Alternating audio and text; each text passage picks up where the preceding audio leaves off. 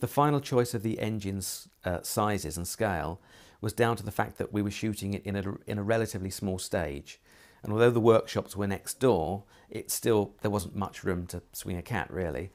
So I guess that meant that we couldn't go big with anything.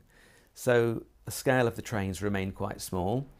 And I remember a guy called Martin, I can't remember his surname, but he came in, I think, before, or maybe along with Dave Payne, or before Dave Payne started on the engines, I'm not sure. And he started to build Thomas. Martin Gill had built these beautiful trains that were all scratch built, all but lovely brass chassis and everything. They were lovely. They picked up power via some shoes at the back of the train that rubbed on the tracks. This power was then run to a car cigarette lighter element that created the smoke. He was sort of working on how to get Thomas puffing, how the steam would work. And I think he put his radio control in and the power packs and brought it on set.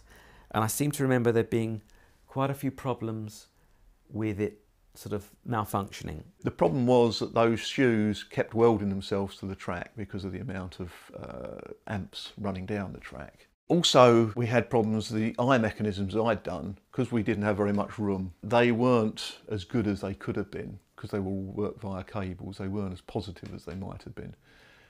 It wasn't an ideal way of doing it.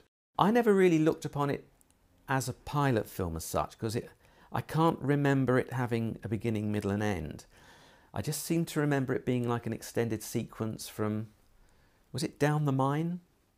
It's years and years ago, so I've forgotten the titles. But and I do remember Thomas going into a sort of sinkhole and crashing, and unless I'm getting that confused with the actual episode. But it was more like a sort of test film, really. And as I say, we were all feeling our way.